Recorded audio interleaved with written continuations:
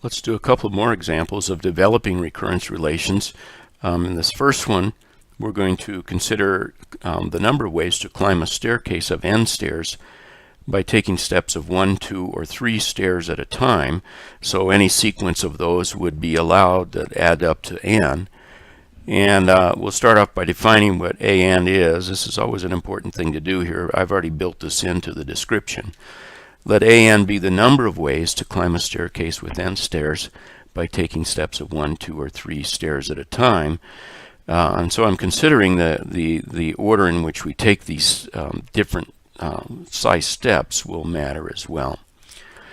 So we'll break this down very much like we did in the previous video by considering the first step. What's the size of the first step? So we'll take the first step, and we'll say what remains, and we'll say number of ways to do that. That is to do what remains. And so the first step could be 1 stair. So we have n minus 1 stairs that remain. And the number of ways to take n minus 1 stairs by taking a sequence of 1, 2, or 3 stairs at a time is an minus 1. We could have started with 2 stairs, in which case n minus 2 stairs remain. And that would could be done, that could be completed, what remains could be completed by using a sub n minus 2 steps. Okay, now let's do 3. Same thing, because n minus 3 will remain. N minus 3 stairs remain, and we'll get an minus 3. And so those are the only possibilities for the first step, and so those are the number of ways to complete each of those steps are starts, and so an is simply an minus 1 plus a sub n minus 2 plus a sub n minus 3. And let's go ahead and get the initial conditions. A1, we'll need 3 of them this time because that's order 3. Not because it has 3 terms on this side over here. That's not what makes it order 3, but rather how far back it goes into the sequence, and it goes 3 steps back. So A1, how many ways can we take a staircase of 1 stair? Well, we can only do that in one way, by taking a step of size 1. A2, there's a couple of ways to do it. One would be to do a 1, 1, one step, or a double step to start. So there's 2 ways to do that. A3, we could take 3 steps of size 1, 3 steps of 1 stair each, or we could do 1 stair followed by 2, a double, or 2 to start followed by a single. And so we have that right there. And then we have one more, I guess, right? This time we can do 3 stairs at once. So there's 4 ways to do that right there. So there we have the complete setup for that one right there. Right, we're not going to try to solve that. That would give us a cubic equation. Our point in this section of the material is to come up with a recurrence relation and its initial conditions. We can actually use technology to come up with solutions for that if we wanted to. So let's do another one. In this second one, in this video, we'll talk about a recurrence relation for the number of ways you can put n cents into a stamp dispenser. So imagine a postage stamp dispenser that only accepts nickels, dimes, quarters, and half dollars. And then it also we also ask the question, how many initial conditions would be needed to specify the sequence under this situation? So again, I'll define what we mean by an. Let an be the number of ways to put n cents into the stamp dispenser, 1 coin at a time. So if you start by putting a nickel and then a dime, that would be different than starting with a dime and then followed by a nickel. And our setup will take that into consideration. So let's see. Again, I'm going to do this by considering what happens when we specify the very first coin we put in and then what remains and how many ways are there to do that. Assuming that we know how to do it for fewer than n cents, we will be able to see how to do it for n cents in terms of those earlier values. So let me go ahead and write this scheme down like we did last time a little bit. And here we'll put the first coin and what remains of n cents to pay and the number of ways to pay the remainder there.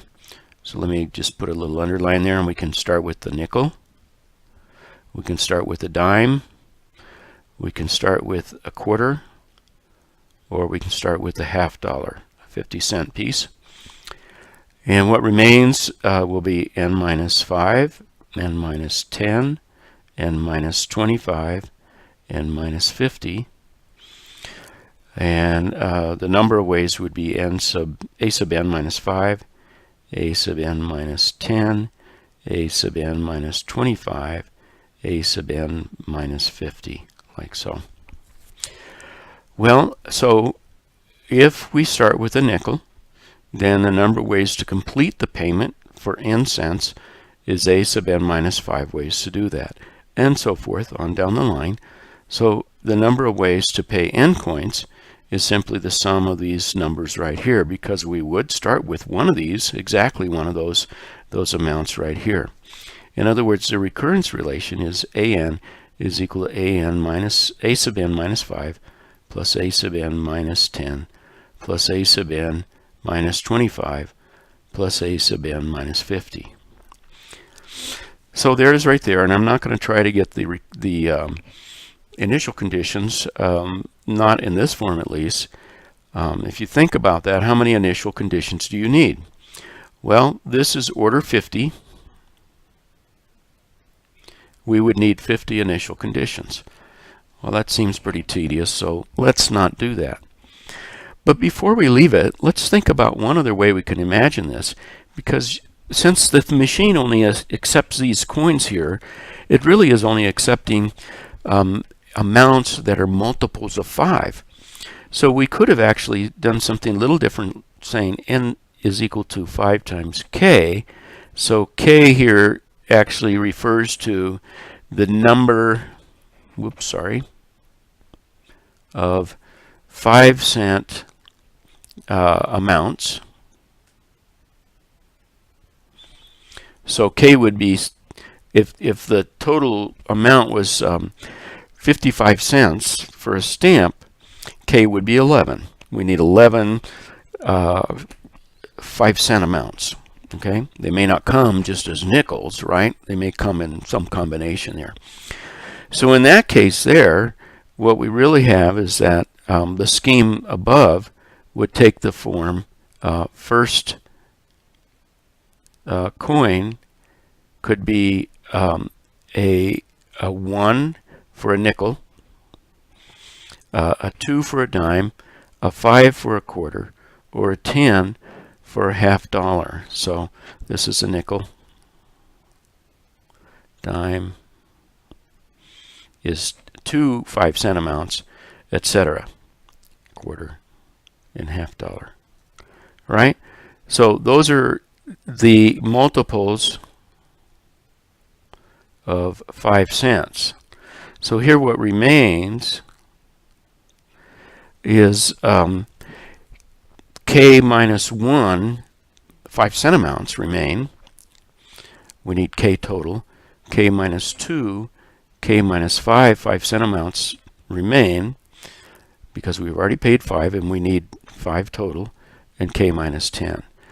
So that's what remains, and that would be, in this, maybe I should call this b in this case, b sub k minus 1, b sub k minus 2, b sub k minus 5, b sub k minus 10. So there our b sub n would be bk minus 1 plus bk minus 2 plus bk minus 5 plus bk minus 10, where here we're actually doing it based on the number of 5-cent amounts. I'll use a k over here instead of an n. And there you could at least do the initial conditions more easily. I won't try to do all of them because we'd need 10 conditions, initial conditions. But B1, how many ways are there to pay 1 5-cent amount? There's one. B2, well, for B2 we could do that regards 10 cents, right? 2 5-cent amounts. That could either be 2 5-cent amounts, 2 nickels, or 1 dime, which is a 2 5-cent coin. So there's actually 2 ways to do that, etc. All right, there's a few more examples I'd like to do, but let's go ahead and stop this particular video here.